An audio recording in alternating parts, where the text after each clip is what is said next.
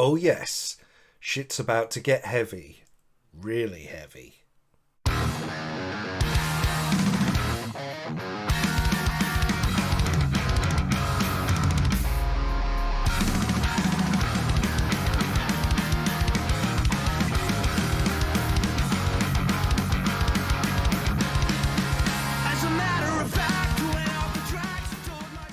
Now then guys, Quinn's Dude here, back on the Rad Music Chat channel. Thank you so much for joining. If you're new here, please hit the subscribe button. If you enjoy this video, down below is the thumbs up button. So what are we getting into today? I'm going to start a new feature called 10 with Ben. Some of you may not know, but my actual name is Ben. I just go by Quinn's Dude. So yeah, we're going to kick that off with 10 of the most awesome metal album closers. It's fairly understood that most artists know when they're writing and recording an album which track is going to be the first one. That tends to be one of the easier decisions, but to end it is a different story. Because all these closers are absolutely incredible, I would find it very difficult to rate them, so we're just going to list them here, oldest to newest. Rather appropriately for a metal themed video, we're going to start with new wave of British heavy metal heroes Saxon and the title track from the album Denim and Leather.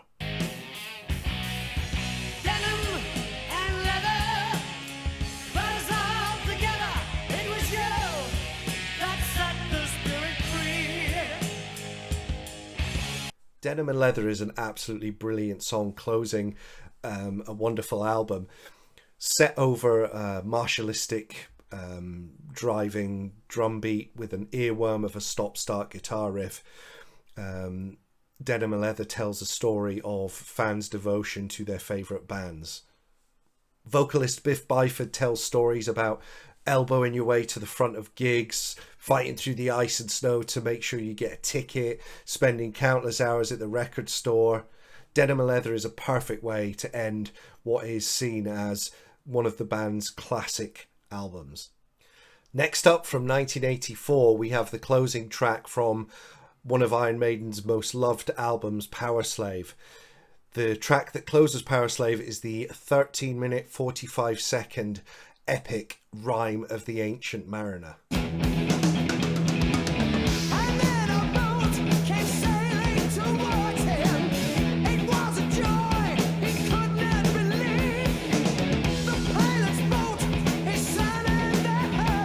Written solely by bass player and main songwriter Steve Harris, Rime of the Ancient Mariner is the retelling of English poet Samuel Taylor Coleridge's poem from 1798 of the same name.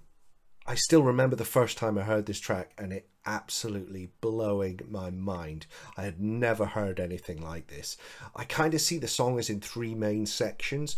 The middle section used to scare the hell out of me as a kid, where you're transported to being down in the bowels of a ship and all the creaking and groaning noises, and the actual spoken word from the poem. It's the back half of it that really stands out for me and gives me makes my hair stand on end, especially after that aforementioned quieter part, and it builds and builds and builds, and you have the Bruce Dickinson's manic laughter, and then when Adrian Smith's guitar solo kicks in, it's just perfection. Interestingly enough, Rime of the Ancient Mariner would remain the band's longest track, released in 1984 right through to 2015, when the 18-minute long Empire of the Clouds would overtake it. So we jump forward a little bit now from 84 to 1990, and the closing track, also the title track of Slayer's fifth album, Seasons in the Abyss. Close your eyes and forget your name. Step outside yourself and let your thoughts stray. As you go insane, go insane. The most progressive track on the album, Seasons in the Abyss, is the longest track by well over a minute.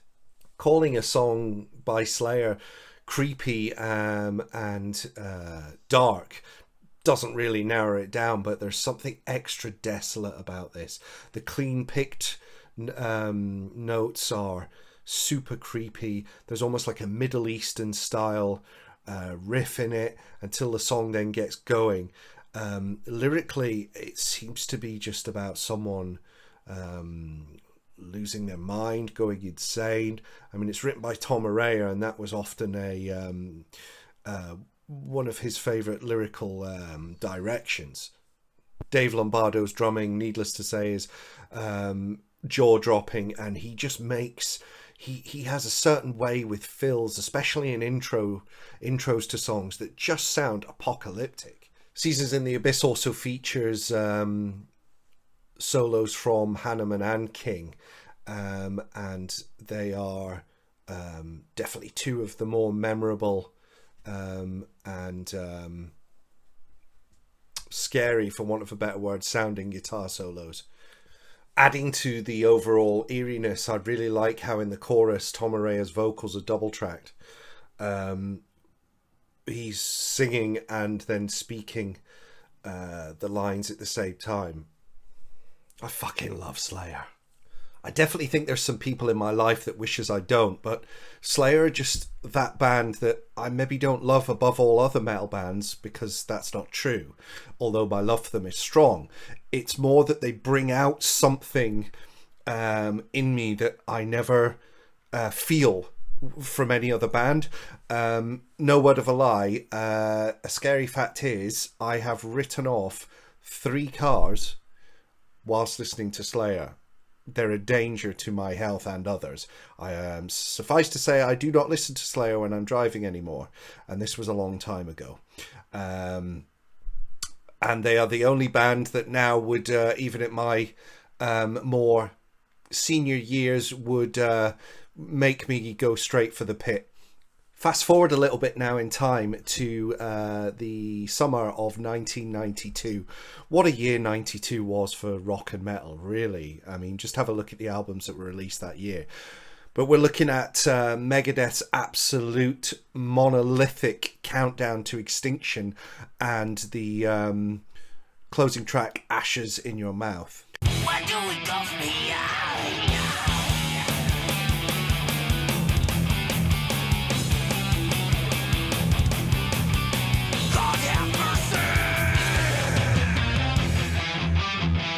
Ashes in Your Mouth follows the pattern that a lot of these tracks in this list do, which is it's the longest on the album and often the most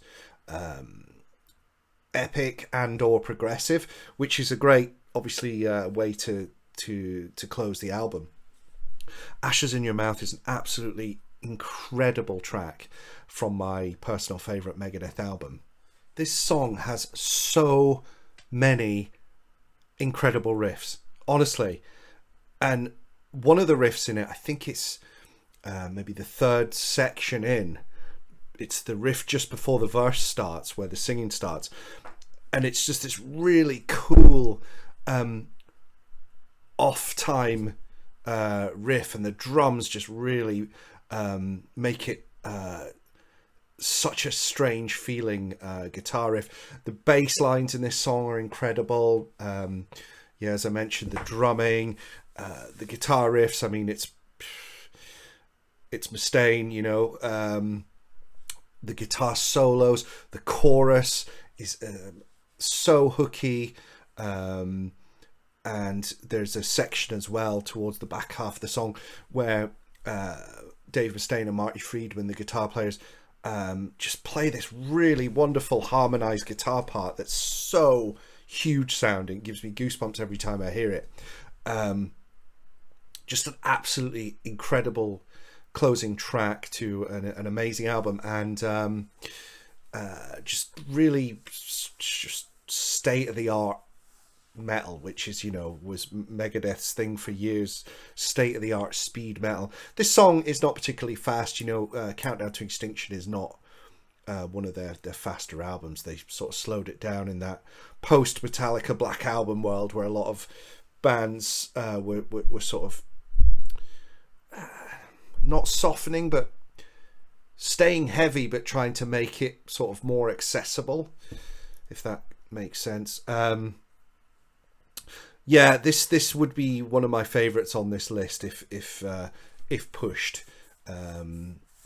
Could be my favorite from this list. Another couple of bits I love from this song is Mustaine's vocals. I mean, he was arguably at the peak of his vocal prowess at this time, and his snarl is in full effect, and he actually goes a bit lower than growlier than he often would. And there's a bit where before the solo kicks in where he goes, "Welcome to tomorrow," and it just blisters in. It's fantastic. And then there's another almost like a kind of group sort of a breakdown riff that's like dun, dun, dun, dun, dun, dun, dun, dun, dun, dun, and the way everything locks in, it's just it's a stunning track. And for those interested and the bass players out there, Countdown to Extinction, the album, is the album that has my favorite ever recorded bass guitar sound. Staying in 1992, we're now looking at the Alice in Chains masterpiece Dirt and its closing track Wood.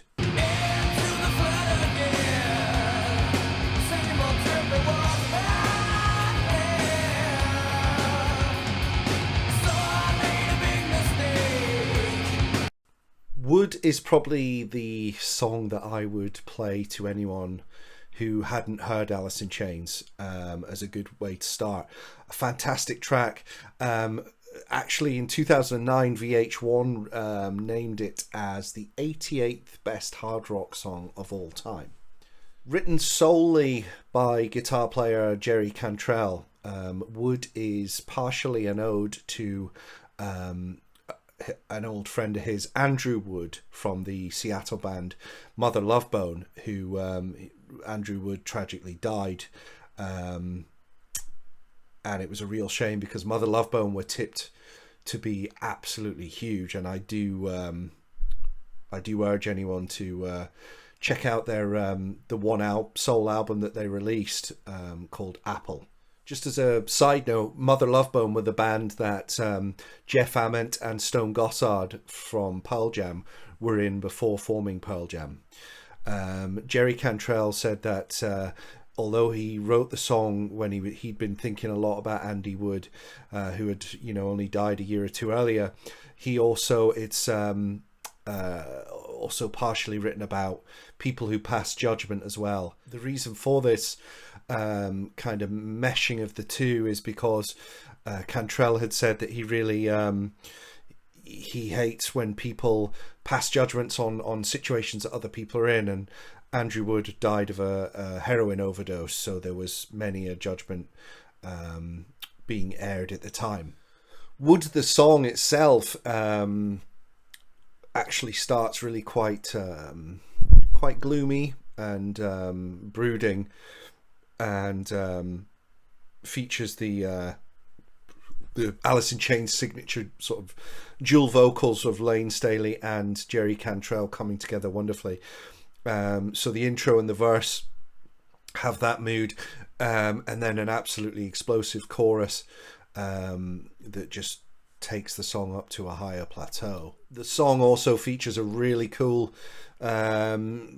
typically inventive, off the wall, different Jerry Cantrell guitar solo that's of an Eastern sounding scale. As the song draws to a close, it's reaching this absolute crescendo, and it's the drama in that crescendo is really added to by Sean Kinney's drum fills. Just check them out. It goes around 4 times at the end, and each fill is different, and just really inspirational drumming on this track as well. This track actually appeared in the Cameron Crowe directed movie Singles, that was kind of its time, of the early 90s and the Seattle alternative rock scene, which Alice in Chains actually, among others, made a cameo in. But Wood was out a few months before the album and actually really set the excitement going for the arrival of Dirt, the album. Okay, so we are over halfway now, and album number 6, we're moving just a year on to 1993. This inclusion is easily the most brutal album and track on the list, and in a list that has already featured Megadeth and Slayer. That's saying something. So, death metal legends Morbid Angel and their album Covenant closes with the track God of Emptiness. I offer fantasy, and you hate to fly with the fear. Let the children come to me. Coming out of the huge Floridian death metal scene of the late 80s and early 90s, Morbid Angel were one of the more unique and groundbreaking acts, having already released 2 successful albums on independent label Earache Records, Altars of Madness and Blessed Are the Sick. The major labels started to take a bit of an interest in death metal, and quite a few acts did sign to majors for an album or two, and Morbid Angel were no exception to that, signing with Giant Records. Covenant holds the title still of being the best-selling death metal album of all time. So closing the 10 songs on Covenant, God of Emptiness, although sounds like it's from obviously the same recording sessions, which it is, sort of follows the pattern of some of the other tracks that we've discussed already, in the fact that it's a little bit different, stands out from what's come before. God of Emptiness is a lot slower than the majority of Morbid Angel, its material in general, and especially on this album. It's a big, lumbering beast of a song that actually sounds I guess more like a doom metal song. The thing with Morbid Angel is they are obsessed with Sumerian culture, and you know, a lot of people tie in satanic beliefs with Sumerian culture, and Morbid Angel are no you know, this isn't all about for effect or image with them. This is stuff they generally believe in. Morbid Angel, you know, are definitely a band that say what they mean and mean what they say. With that said, God of Emptiness is split into 2 parts. Part 1, the Accuser. Part 2, the Tempter, which are both names that are, you know, historically given to Lucifer, Satan. And the track speaks from a first person point of view, basically selling the cause, so to speak. Frontman, vocalist, bass player David Vincent is known as one of the best in the game, especially for his growling vocals, but this track has a really effective spoken word part, and I love the lyrics in it. And it says, so let the children come to me, their mother loves me, so shall they.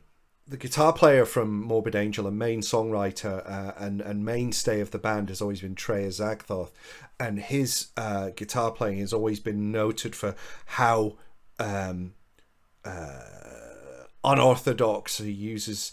The scales in the phrasing that he uses are just out of this world, and in this track it has a really weird like lead line. It's just has to be heard to be believed. It's absolutely awesome, and makes me almost laugh out loud every time I hear it, because it just sounds so ridiculous and evil. Again, this is another track that has drumming in it that just adds to the absolute epic drama of it. And Pete Sandoval is no slouch, but this track shows that he can actually write great drum parts and not just hyper blast and fill, as he's often called upon to do. Something that is always mentioned when this album is talked about, and I would be amiss to be honest, to not mention it, is how this track and this album and Morbid Angel in general received a really crucial bit of promotion, to be honest, from it being featured in Beavis and Butthead, this track. It's actually a really funny segment when the first opening growl comes in, which is brutal, and Butthead exclaims, "Whoa, was that a bear?" It's hilarious. And also him mocking the there's like a sort of spoken sung part towards the end of this track that it fades out on, where David Vincent goes, "Bow to me faithfully." Yeah, just search Beavis and Butthead Morbid Angel. But it doesn't take away, as much fun as that is, it doesn't take away from how extreme, haunting, disturbing this track is. The video is equally as disturbing as well. I'm not sure what the hell's going on in it, but it's pretty messed up. Love it. Another thing about this album that metalheads might find interesting is the fact that Flemming Rasmussen actually produced this album. Flemming Rasmussen, of course, famous for producing Ride the Lightning, Master of Puppets, and Justice for All by Metallica. On this one, he was involved in the production and the mixing of it. Speaking of Metallica, we have Outlaw Torn, which is the last track from the band's divisive 1996 album, Load.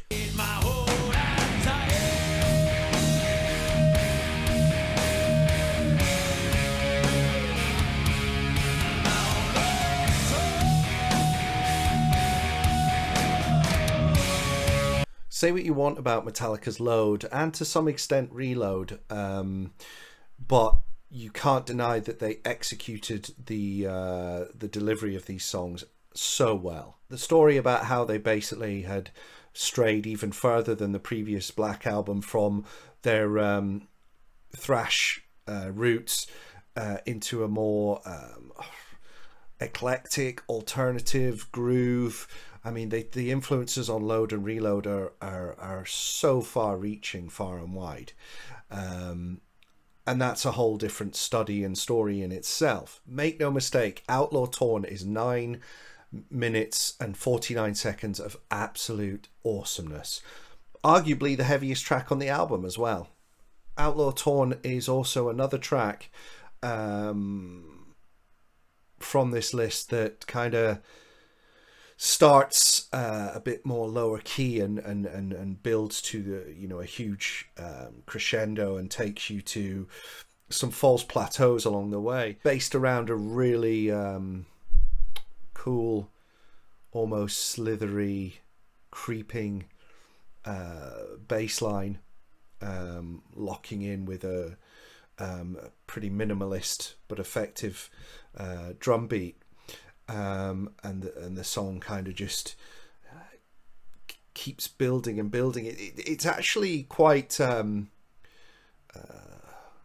sneakily progressive, is this song. For many as well, this the period of sort of the mid-90s to maybe the early noughties, like from maybe 94 to sort of 2000, 2001, are where a lot of people think that Hetfield's vocals were just had this tone and style about them, where he was kind of, he wasn't sounding particularly young, but wasn't sounding as older and grizzled as he is now, as awesome as his voice still is. I mean, it's remarkable. But this was a period of time where Hetfield's voice, for a lot of people, this was like the favorite period of his vocal sound, and it's all overload. But Outlaw Torn, his vocals have so much what's the word, so much dramatic effect, and he was trying lots of sort of different styles and things rather than just sort of yelling in key. On this, his vocals kind of they sound a bit sinister, and then they sound desperate, and they sound full of despair, and then they, in this song as well, they absolutely soar. It's such a great track, and it's just got so much density and layers to it. And for the Load and Reload albums, which all came from the same sessions, Kirk Hammett obviously had to change his sort of ripper shredding style to more of a feel and blues based, which really does actually suit his playing more, in a sense. And his solo on Outlaw Torn is a definite highlight, and just the main riff that propels this song along is kind of in that ZZ Top Skidderdy place of, well, it's kind of country but it's kind of blues rock. This track was supposed to actually go out on like a jam where Hetfield is soloing in it as well. So the runtime of this song was meant to be about 11 minutes, not the 9 minutes 49 seconds that it is. But interestingly enough, the CD, the label had said, or the mastering people or whoever had said to Metallica, this cannot go over the time that it is, otherwise there'll be a danger of skipping on the actual CD. So interestingly enough, when they do actually this song gets aired out now and again live, is the only time that you ever really get to hear the full uncut version of it. So rather fittingly, Kirk Hammett of Metallica actually was formed this next band. We're going to be looking at the closing track of the same name as the album Tempo of the Damned from 2004, from thrash metal legends Exodus. Come to us, succumb to lust, give it 10 minutes, it's in. You know the drill, do as you will, dance like the demons of the dim. All will yearn for our return, the dawning of our conquerors at hand. One of the things that's most noted about Exodus is just how feral their music is, and how much of an assault it is. It's wonderful in that way. Guitar player Gary Holt, who also played for Slayer for many years after Jeff Hanneman's untimely death, and was a logical choice for that. It was a no-brainer. But Gary Holt's guitar playing is known for being, although he is a precision machine, he just has such an aggressive attack on his instrument, and the tone from his fingers is just one of the crunchiest and heaviest out there. As Tempo of the Damned was the band's first album in 12 years, you can kind of get even more of a feel of how hungry and gung-ho the whole band was, and just the viciousness of this album is right up here, whilst still having loads of hooks, melody, loads of just riff after riff after riff, and the drumming by Tom Hunting is just jaw-dropping. Now, the reason why I've included Tempo of the Damned on here is because I feel like it's the 10th song on the album, and you've had this whirlwind of an oral assault, but then Tempo of the Damned is like the closing track, and is the most maniacal and vicious track of the lot. Zetro's super spitting, snarling, goblin-like vocals kind of step up to a gear. It's almost like they were in 5 or 6 for the whole album, and then in this album he goes up to 7, and it's just an absolute snarling Rottweiler of a song. A real highlight for me on this track, as well as the guitar solo section in the middle of the song.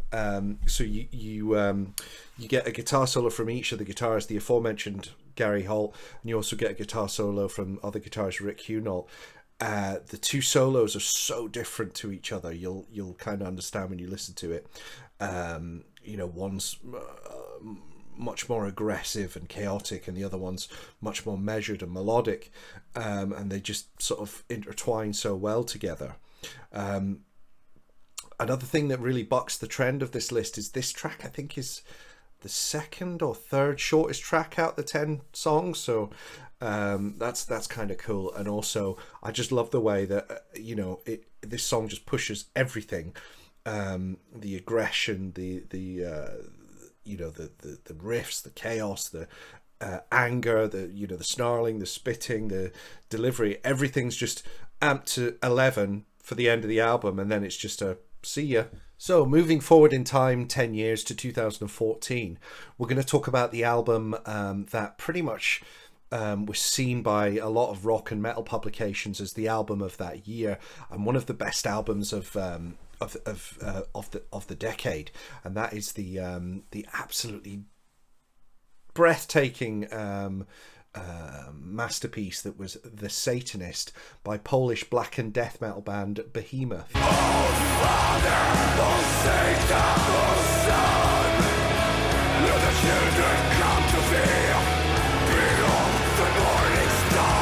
Satanist was a bit of a watershed moment for Behemoth, not only success-wise, but also in the way that they approached and wrote the album.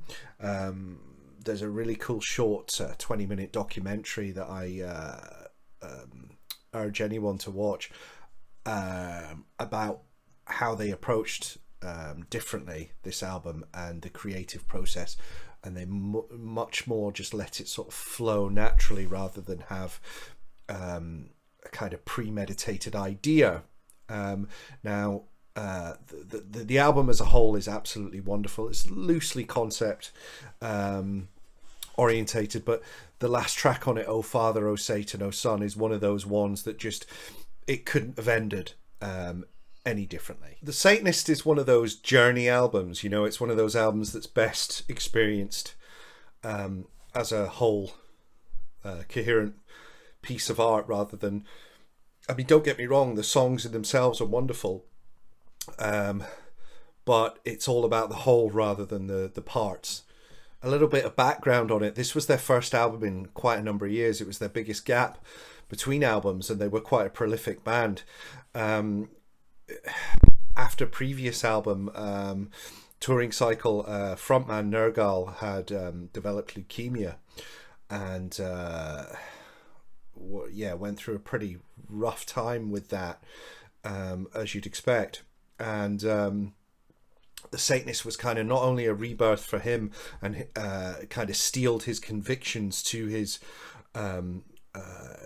philosophy and his outlook on things. It also was a rebirth for, as I mentioned, the way that the band approached things.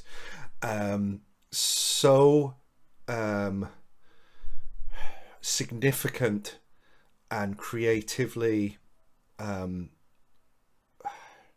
brilliant that The Satanist was, that in the years, it took them up several notches. They were, a successful band, but this really blew the doors open for Behemoth and made just metal fans in general take notice of them. But so good was The Satanist that they actually thought about calling it a day after that album. And in fairness, I'm glad that they haven't, because I have enjoyed the subsequent releases. But interesting enough, those subsequent releases have come nowhere near to the brilliance of The Satanist. All through the previous tracks on The Satanist is just a general feeling of triumph and clarity. And Behemoth really... they've used loads of different elements to ramp up the cinematic and dramatic feel in The Satanist. There's like orchestral instruments, there's French horns really add to this album, and it's where a lot of albums might deal with this kind of subject matter, because the whole album is pretty much around Satanism and anti-Christianity. A lot of the time it's done in trying to be the most dark and evil way possible, which works. But with this album, and Oh Father, Oh Satan, Oh Son in particular, it's almost more of like an acceptance, and more about being happy about taking good feeling and influence in. It's a hard one to explain, but "O Father, O Saint, No Son" is following the pattern of a lot of the other tracks. Again, it's the longest track in the album by a good couple of minutes, but nothing is wasted. You know, it doesn't feel overly long. In fact, the album as a whole just makes you want to go again. It's got such a glorious sound to it. Does "O Father, O Saint, No Son." There's a really delicious, such a cool guitar solo in it, and then the vocals are you can picture them being sort of shouted at the sky. The way that he's that Nergal's kind of speaking and gets more and more in volume and conviction, is like it's like a sermon in this song, and the music underneath it is just creating all this drama and tension. Yeah, I mean they played this album. They did a whole tour of playing this album, which I think was before they'd even released the subsequent album after it, which is crazy because often, you know, bands will go and play classic albums, but this album was like an instant classic essentially. And when they played the album in full, it just often they were in time slots where the sun, it was just kind of, the sun was starting to set by the time they got to "O Father, O Saint, No Son." And it just, you can see on YouTube, it just is, gives you shivers. A wonderful end to an absolutely incredible album, and an album that means an awful lot to me. So we come to the final album on this list, and we take a journey right up until 2022 with Machinehead's "Of Kingdom and Crown."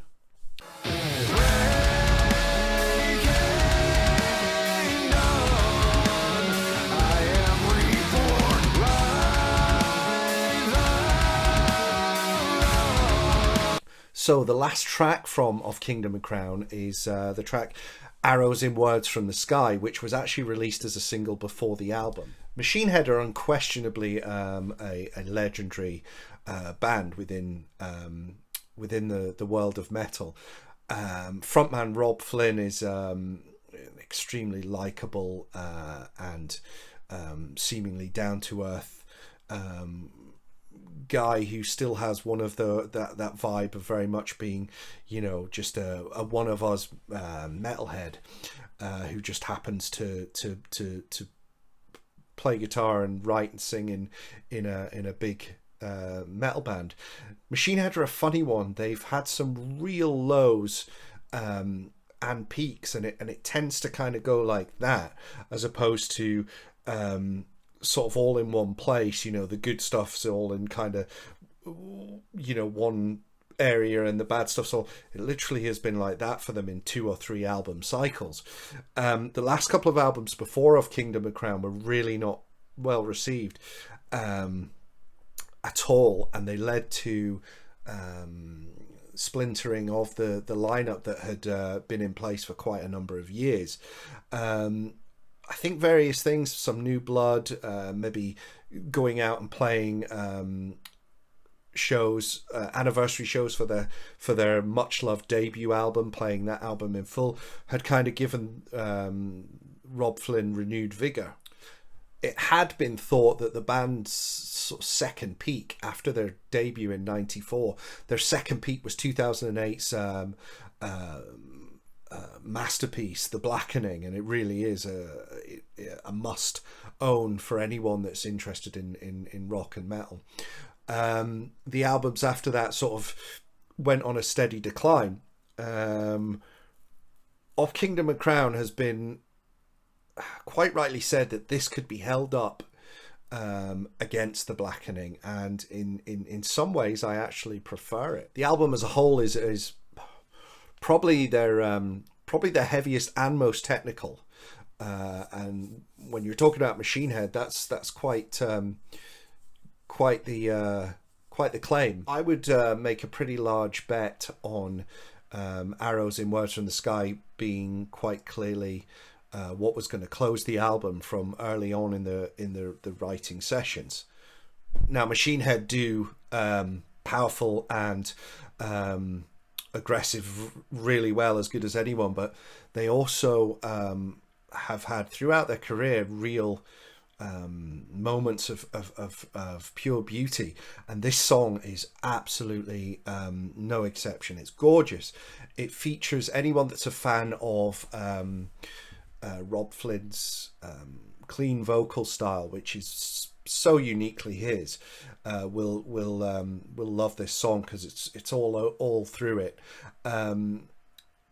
His vocal close vocal harmonies with bass player, backing vocalist Jared McHerne are just divine. It's not just the vocals here that portray just such emotion, but the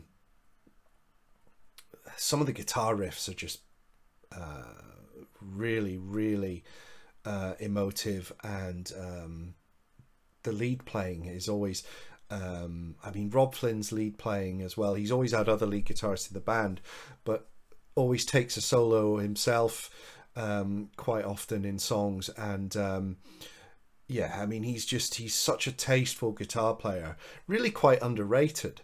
After the album being so vicious and punishing, and a real lot of technical guitar playing and drumming, it's Arrows in Words from the Sky is a really nice way to close the album, in that it goes for the jugular as much as the album does, but just in a different way, and it's just a nice way to close the hour-long journey that this album is. That's it, guys. If you've made it this far, thank you so much. It means a lot. This video was a lot of hard work. If you have any comments about the albums we discussed, or any glaring omissions, then please put them in the comments. I'm genuinely interested in what you think. If you enjoyed it, give us a thumbs up as well. That's a really good way to help the channel. And also, if you have any ideas on any other 10 with bends, then that would be really appreciated as well. But until the next one, stay metal and stay rad.